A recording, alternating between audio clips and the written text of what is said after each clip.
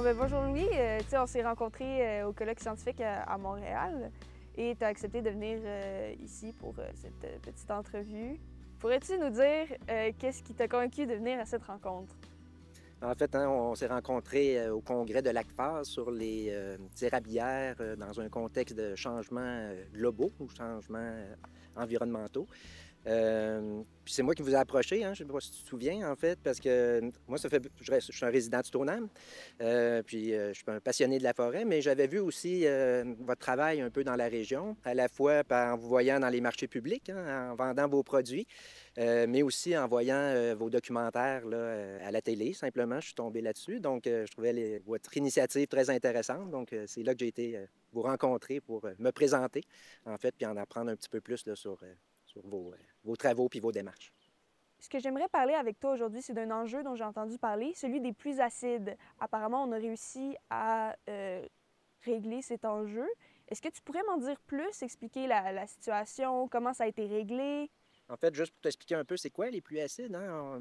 Vous, la nouvelle génération, on parle beaucoup de changement climatique, hein, donc c'est l'enjeu là, actuel, contemporain, majeur là, qui nous préoccupe présentement. En fait, à mon époque, moi, quand j'étais plus jeune, à ton âge, on entendait très peu parler de changement climatique. On entendait principalement parler de pluie acide. C'est quoi les pluies acides, en fait? C'est quand on brûle des combustibles fossiles, hein, comme le gaz naturel, le pétrole, le charbon, bien, on émet des polluants dans l'atmosphère. On émet des polluants comme le CO2, qui causent les effets de serre et les changements climatiques, le réchauffement de la planète, mais on émet aussi des polluants acidifiants, dont le dioxyde de soufre et les oxydes d'azote. Donc, c'est des polluants acidifiants qui sont émis par la combustion des combustibles fossiles. Et lorsque ces polluants-là entrent en contact avec l'eau de l'atmosphère, ça va former des acides sulfuriques et des acides nitriques. Ces acides-là, en fait, ils vont être transportés sur des très longues distances, puis ils vont retomber sur les écosystèmes, à la fois les écosystèmes forestiers, mais aussi les écosystèmes aquatiques sous forme d'acidité. Puis ça va avoir des conséquences importantes sur les écosystèmes, notamment sur les écosystèmes forestiers. Donc, c'était à l'époque la problématique majeure qui était très préoccupante. Comment ça agit sur les écosystèmes forestiers? On a longtemps pensé, en fait, que les pluies acides lessivaient le feuillage des arbres, mais ce qu'il faut comprendre, c'est que les impacts des pluies acides, c'est principalement sur la fertilité des sols. Donc, les acides, ils vont traverser les sols forestiers. Et ce qui va arriver, c'est que les ions d'hydrogène, en fait, la partie acidifiante, va remplacer dans les sols les éléments plus basiques qui vont servir à tamponner l'acidité. Donc, ces éléments-là, ils vont être lessivés dans les ruisseaux, puis ils vont finalement cheminer là, dans les cours d'eau, vers le fleuve, vers l'océan. Puis ça a deux effets principaux. C'est que premièrement, ça appauvrit la fertilité des sols, puis deuxièmement, ça acidifie les sols, ce qui les rend aussi moins fertiles. C'est un problème qui a principalement été remarqué pour les effets dans les érablières. Donc, on parlait de l'épisode de dépérissement des érablières à l'époque.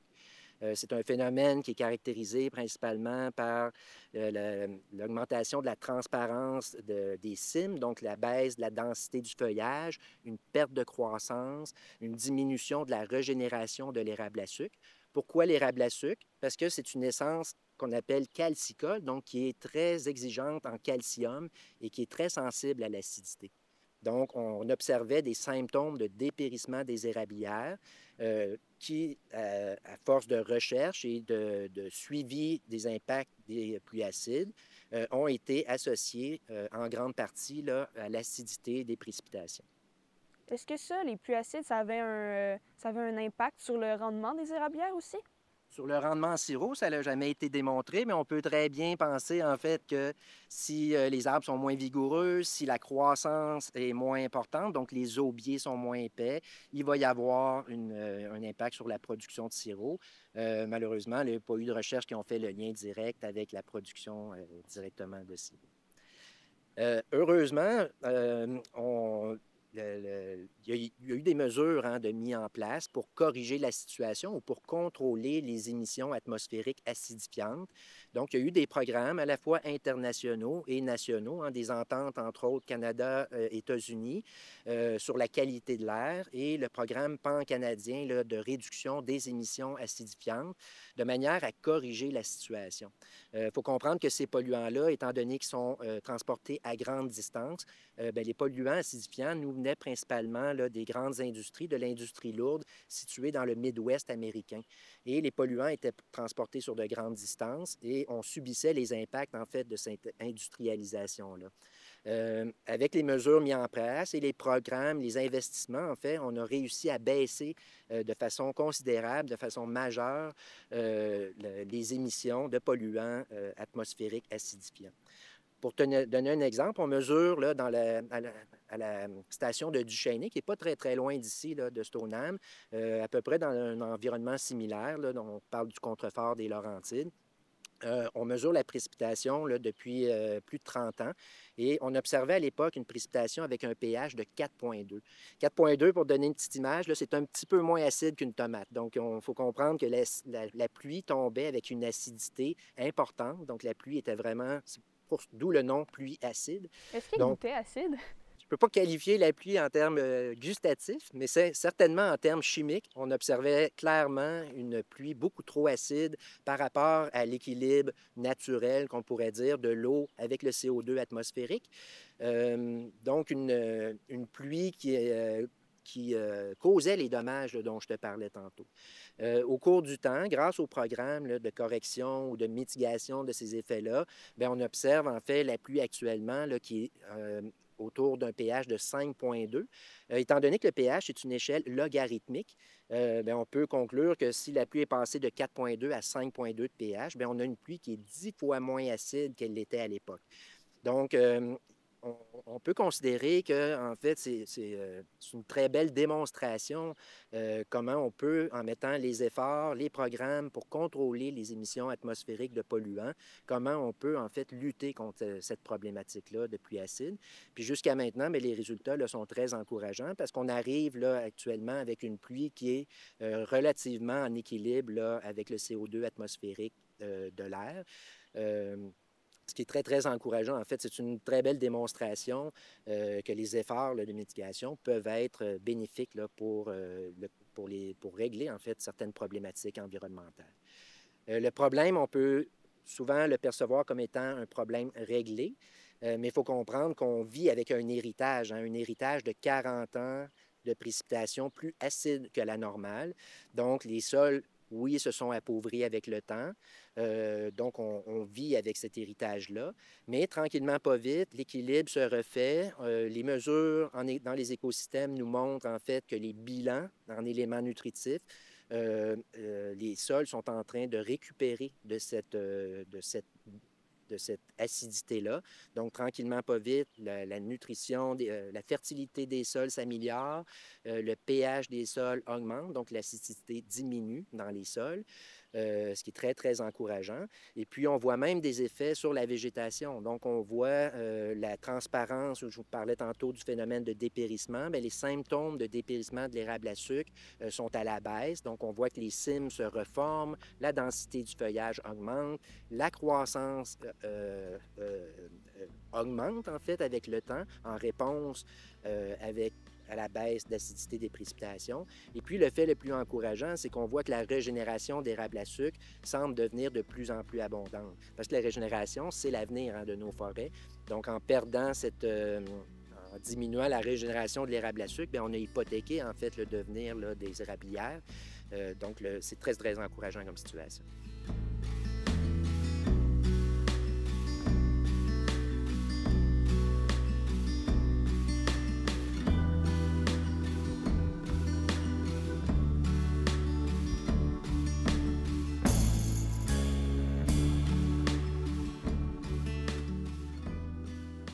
Tantôt, tu as parlé des mesures qui ont été prises pour régler le problème des pluies acides. Est-ce que tu as des exemples un peu précis de ce qui a été fait? Parce que là, on parle de mesures, mais qu'est-ce qui a été fait exactement? Est-ce que tu le sais? C'est vraiment des programmes industriels des programmes économiques, en fait, d'amélioration des procédés industriels. Euh, donc, de diminuer par des procédés industriels les émissions atmosphériques de polluants. Ça s'est fait au Québec, ça s'est fait au Canada, ça s'est fait en Europe, ça s'est fait aux États-Unis. Donc, de façon globale, étant donné que c'est des polluants là, qui sont transportés à grande distance, bien, ça prenait des programmes là, à grande échelle. Et puis, c'est des ententes là, entre les pays, entre les États-Unis et le Canada, des programmes reconnus là, comme le Clean Air Act ou des programmes d'amélioration de la qualité de l'air en général. C'est des investissements majeurs, hein, de dizaines de millions, voire des milliards qui ont été investis pour contrôler les émissions acidifiantes dans l'air. Et parallèlement à ça, il ne faut pas le négliger, hein, c'est la baisse de l'utilisation du charbon dans les centrales énergétiques au charbon, qui était un très grand émetteur, en fait, de polluants atmosphériques acidifiants. Donc, ce n'est pas le seul émetteur, mais c'était un émetteur important. Et puis, les centrales au charbon, pour produire de l'énergie, là, ont connu une baisse importante au cours des 30-40 dernières années depuis l'industrialisation. Donc, c'est principalement ça, les mesures concrètes qui ont été prises. Un peu comme on veut contrôler principalement les émissions de CO2 en remplaçant par l'électrification des transports. C'est le même type d'investissement économique, de changement de technologie, de transformation qui permettent là, de réduire les polluants atmosphériques acidifiants.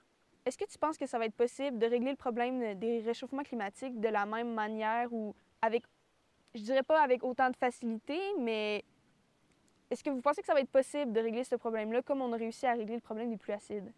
Bien, je pense que la démonstration, elle est là, hein. Il s'agit de mettre les efforts, il s'agit de mettre les investissements, il s'agit d'être conscient du problème avant tout, de la conscientisation du problème des changements climatiques, hein, elle est venue avec le temps, avec l'avancée scientifique, les connaissances, des effets des changements climatiques sur les écosystèmes.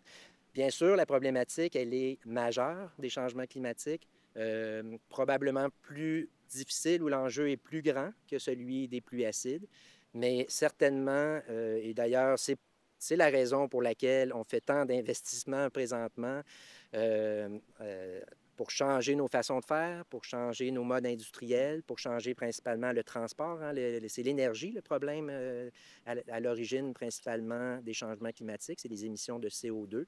Mais je ne vois pas pourquoi on ne pourrait pas, à tout de moins, faire un pas dans la bonne direction pour réduire les émissions de CO2 ou si s'aider avec des façons de capter ce CO2-là, entre autres par le rôle de la forêt dans le cycle du carbone. Donc, si on immobilise du carbone dans la forêt, dans les produits forestiers, bien, ça va nous donner un peu, à tout de moins, un délai de réaction face à l'augmentation du CO2 atmosphérique, donc des gaz à effet de serre. Il faut comprendre, juste un petit aparté, que la forêt joue un très grand rôle, hein, dans le cycle du carbone.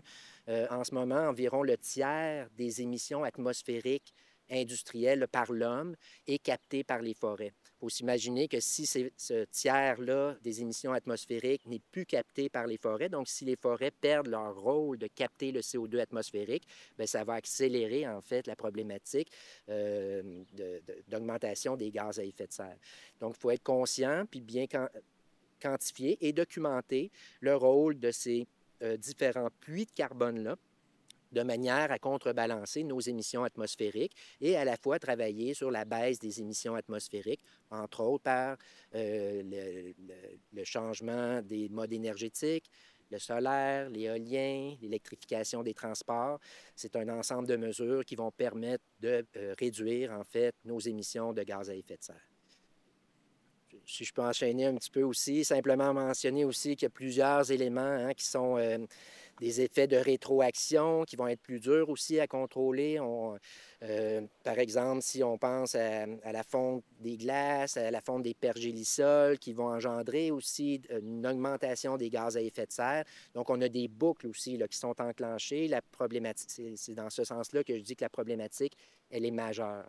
Et qu'il va falloir, il faut poursuivre en fait nos efforts de connaissance, d'acquisition de connaissances sur cette problématique-là et sur les rôles des différents écosystèmes, à la fois forestiers, mais aussi aquatiques, l'océan, hein, qui joue un rôle majeur dans la captation du CO2 atmosphérique.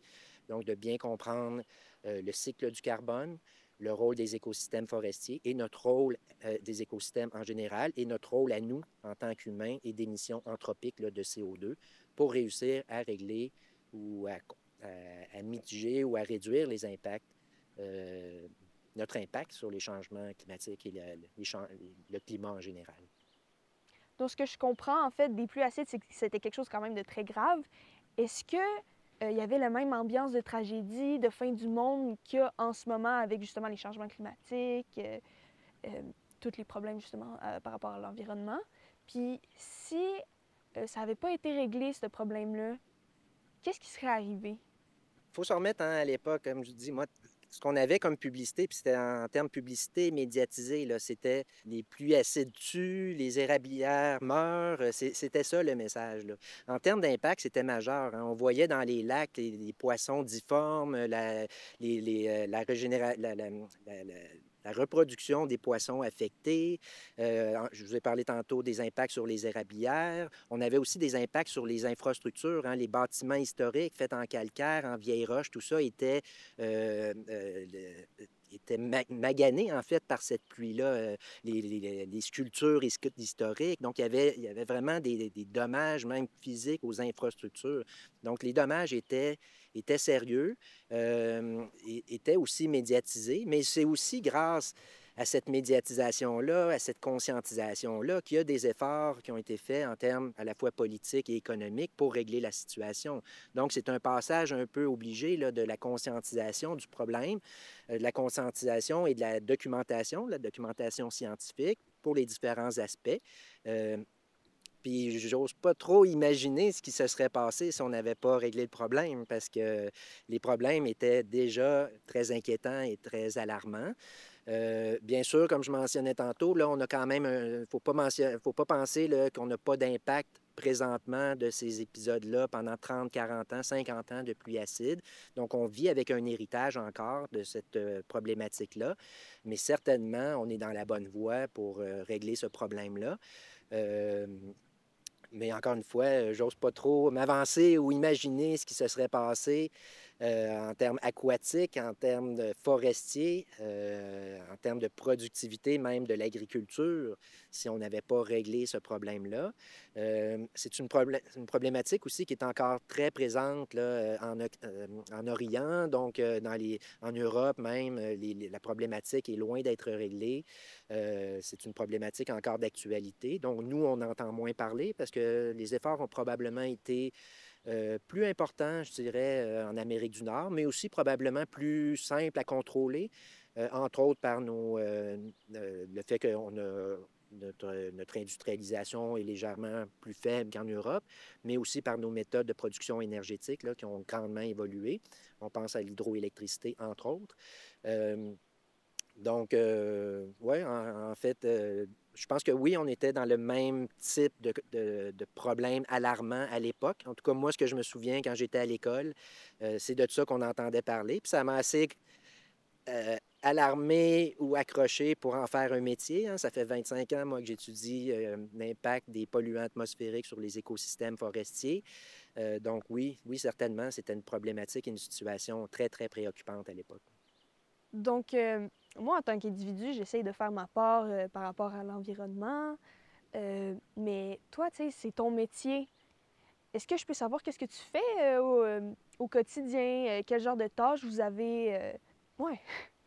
Ben moi, en fait, mon rôle hein, est de documenter l'impact des stress environnementaux sur les écosystèmes forestiers, dont les changements climatiques et les pluies acides. Il faut comprendre au Québec hein, que la grande majorité de la forêt appartient à toi et à moi, hein, donc c'est une forêt publique et que c'est le rôle du gouvernement d'assurer en fait l'aménagement durable des écosystèmes forestiers, donc de s'assurer que les écosystèmes demeurent productifs, que la forêt en fait est pérenne, donc va être conservée à long terme, mais aussi de documenter le rôle des forêts dans le cycle du carbone dont je te parlais tantôt. Donc, pour faire ça, bien, le gouvernement a des grands réseaux d'inventaires forestiers hein, qui sont suivis pour connaître la croissance des forêts, la productivité, la composition des forêts.